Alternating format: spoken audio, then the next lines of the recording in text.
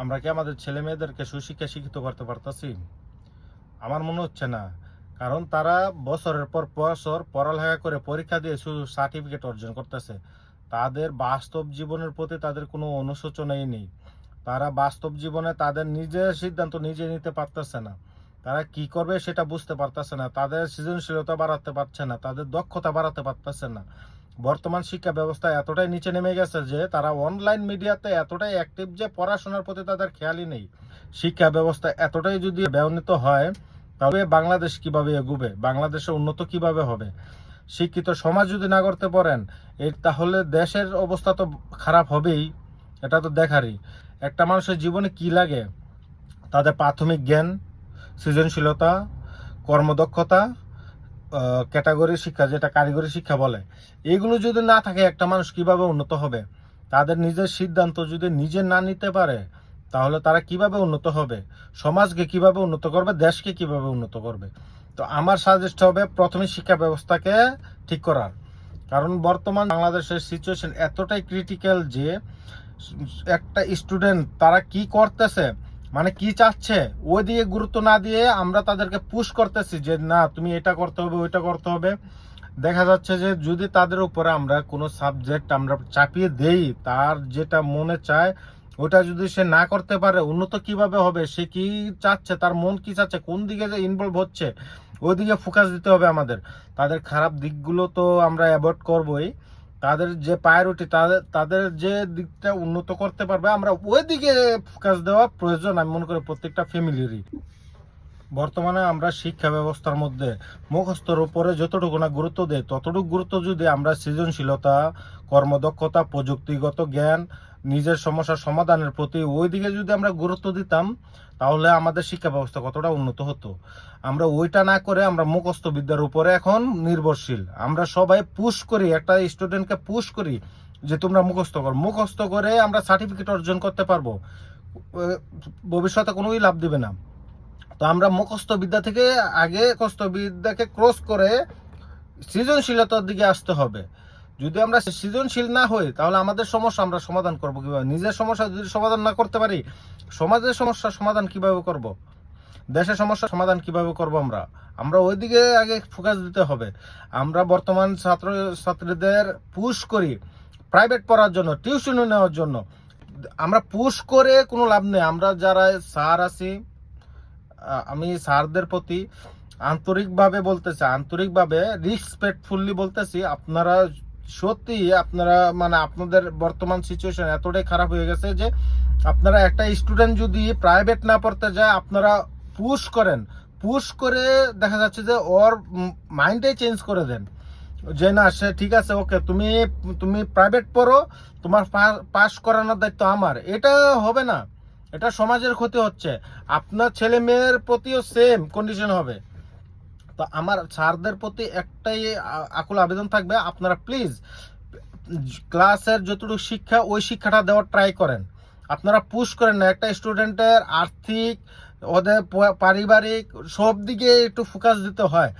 আপনারা আমাদের আমাদের সময়ে আমরা দেখছি স্যাররা একটা ছেলের কোন দিকে কখন একটা ছেলে প্রাইভেট পড়বে যখন কিনা সে পারতেছে না, তার হচ্ছে না। এখন আপনারা দেখা যাচ্ছে যে ক্লাসে কোনো কিছু শিখাচ্ছেন না, তো তারা তো অবশ্যই আপনাদের কাছে প্রাইভেট পড়বে। আর আপনাদের কাছে যদি প্রাইভেট না পারে বর্তমানে আপনারা তাদেরকে পুশ করেন। আমি এটাও শুনছি আপনারা ব্যাট দিয়ে আঘাত করেন। তো আপনারা দেখা যাচ্ছে যে যদি শিক্ষিত করতে না পারেন বেলিম কিন্তু আপনাদের উপরে আসবে, আপনাদের উপরে বেলিম আসবে। আপনারা যে ঠিকভাবে পড়ালেখা করাবেন না, আপনারা প্রাইভেটের প্রতি পুশ করবেন, একটা স্টুডেন্টের মন মানসিকতা এখান থেকে খারাপ হওয়া স্টার্ট করে যে না আমাদেরকে তো পুশই করতেছে, আমরা প্রাইভেট পড়তেই হবে। তো ভবিষ্যতে আমরা যদি হয় তাহলে ডোনেশন দিয়ে যেহেতু হচ্ছি তো আমরা ডোনেশন নিব। এটা কিন্তু প্রায় প্রায় বর্তমান ডক্টরদের ক্ষেত্রে দেখা যাচ্ছে। বর্তমান ডক্টরের কাছে গেলে তারা রুগীকে সেম টাকার মেশিন হিসাবে দেখে। বর্তমানে ইঞ্জিনিয়ারের ক্ষেত্রেও যান আপনি, সেম কাস্টমারকে টাকার মেশিন হিসাবে দেখে। কিসের জন্য? কোথা থেকে শিখছে তারা? এটা শিখছে মূলত প্রথম স্কুল লাইফ থেকে তাদের এটা শেখানো হয় যে না তোমরা ভবিষ্যতে যদি বড় হতে হয় মানুষকে পুশ করে মানুষকে টাকার মেশিন হিসাবে দেখবে, তাহলে তোমরা জীবনে বড় হতে পারবে। তোমাদের শিক্ষা এরকমই হবে যে তোমরা ভবিষ্যতে বড় হতে গেলে তোমরা মানুষকে ব্ল্যাকমেল করতে হবে। তোমরা শিক্ষা ব্যবস্থাকে পুঁজি করে তোমরা মানুষকে ব্ল্যাকমেল করবে। ঠিক এরকম কন্ডিশন হচ্ছে। একটা শিক্ষিত মানুষই সমাজের যতটুকু ক্ষতি করে, মূর্খ মানুষ তার থেকে 5 গুণ কম ক্ষতি করে। একটা শিক্ষিত মানুষ মূল দেশ নষ্ট করে, একটা সমাজ নষ্ট করার কারণ হচ্ছে মূল শিক্ষিত মানুষ। তো বর্তমানে শিক্ষার গুরুত্বটা একমাত্র প্রবাসীরা ছাড়া আর কেউ বুঝে না। যারা প্রবাসী আছে তারা শিক্ষার মূল্যটা বুঝে। তারা সার্টিফিকেট নয়, তারা কর্মদক্ষতাকে বিশ্বাস করে, তারা সৃজনশীলতাকে বিশ্বাস করে। একজন প্রবাসী সার্টিফিকেট দিয়ে প্রবাসে কোনো কিছুই হয় না। একমাত্র কর্মদক্ষতা হলে আপনার প্রায়োরিটি পাওয়া যাবে। যদি কর্মদক্ষতা না থাকে আপনার, প্রবাসের মাটিতে কোনো কিছু করা যাবে না। ইভেন দেশের মাটিতে আপনি সৃজনশীলতা স্যার আপনার পড়ালেখা দিয়ে কোনো কিছু করতে পারেন না। একমাত্র সুশিক্ষা ছাড়া আপনার সুশিক্ষা, একটা স্টুডেন্টকে সুশিক্ষিত করতে হবে। আপনারা যদি একটা স্টুডেন্টে কি করতেছে, আপনার স্কুলে কি হচ্ছে, আপনার বিদ্যালয়ে কি হচ্ছে, আপনার বিশ্ববিদ্যালয়ে কি হচ্ছে, ওইটা দিকে যদি ফোকাস না দিয়ে আপনি যদি শুধু বলেন যে ওই ছেলেটা আমার কাছে প্রাইভেট পড়ে, ওর প্রায়োরিটিটা দেওয়া আমার জরুরি, ওর লাইফটা সেটেল করা আমার, আপনি পারবেন না। আপনি শুধুমাত্র স্কুল লাইফটাই শেষ করে দিতে পারবেন, ইভেন ওর জীবনটা ধ্বংস করে দিতে পারবেন। ওই ভবিষ্যতে সমাজ কিভাবে নষ্ট করবে আপনি ওইটাই করতে পারবেন, যে সে একটা সমাজ নষ্ট করতে পারবে। ওই শিক্ষাটা আপনি দিয়ে ওকে স্কুল থেকে বিদায় করলেন। যারা সুশিক্ষিত, সব স্যার এক না, আমি আবারও বলছি, সব টিচার এক নয়। সবাইকে আমি বলছি না। যারা কারেক্ট ঘুষখোর শিক্ষক আছেন, যারা দুর্নীতিবাজ শিক্ষক আছেন, আমি তাদেরকে বলতেছি, তাদেরকে উদ্দেশ্য করে বলতেছি।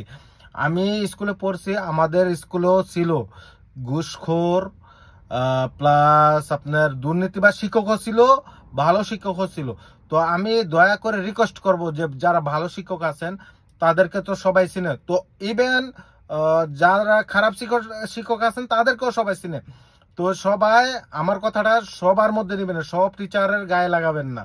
আমি শুধু বলতেছি ওই শিক্ষককে যারা কারেক্ট, যারা দুর্নীতিবাজ শিক্ষক, যারা মানুষকে পুশ করে, মানুষ স্টুডেন্টকে পুঁজি হিসাবে দেখে, তারা মানুষকে স্টুডেন্টকে টাকার মেশিন হিসাবে দেখে, তাদেরকে বলতেছি আমি, আপনারা প্লিজ আপনাদের দুর্নীতিটা কমান। একটা সুষ্ঠু সমাজ গঠন করার দিকে অগ্রসর হন। আপনারা যদি আপনি দুর্নীতিবাজ শিক্ষক হন, আপনার কাছ থেকে দুর্নীতি শিখবে, ভালো কোনো কিছু শিখবে না। ইভেন সরকারকেও আমি বলবো যে আপনারা মূলত শিক্ষা ব্যবস্থার দিকে আপনারা একটু লক্ষ্য করুন। শিক্ষা ব্যবস্থা যদি ভালো হয় তাহলে দেশও ভালো হবে, সমাজও ভালো হবে। একটা সুশিক্ষিত মানুষই দেশ, সমাজ, দেশকে এগিয়ে নিতে পারবে। মূর্খরা পারবে না। মূর্খরা ক্ষতিও করে না, তারা জানেও না যে কি করতে হবে। কিন্তু একটা শিক্ষিত মানুষ জানে যে কিভাবে দেশকে ধ্বংস করতে হবে, সমাজকে ধ্বংস করতে হবে, মানুষকে ধ্বংস করতে হবে, মনুষ্যত্বকে ধ্বংস করতে হবে। ওইদিকে তো আমি সবাইকে বলবো, প্লিজ আপনারা আমার কথাটা সবার গায়ে লাগায়েন না। যারা দুর্নীতি বা শিক্ষক আমি তাদেরকে উদ্দেশ্য করে বলছি। প্লাস আপনারা যদি পারেন শিক্ষিত করেন, আর না হলে চাকরি ছেড়ে দেন, একজন ভালো শিক্ষক এনে আপনারা অ্যাপয়েন্টমেন্ট দেন, একটা ভালো শিক্ষককে অ্যাপয়েন্টমেন্ট দেন, যেন সমাজকে গঠন করার জন্য, সুশিক্ষা দেওয়ার জন্য তার অনুভূতি, তার সৃজনশীলতা, তার কর্মদক্ষতাকে কাজে লাগাতে পারে। ওইদিকে আপনারা ফোকাস দেন। আমি এতটুকু বলে আমার বক্তব্য শেষ করছি। আসসালামু আলাইকুম।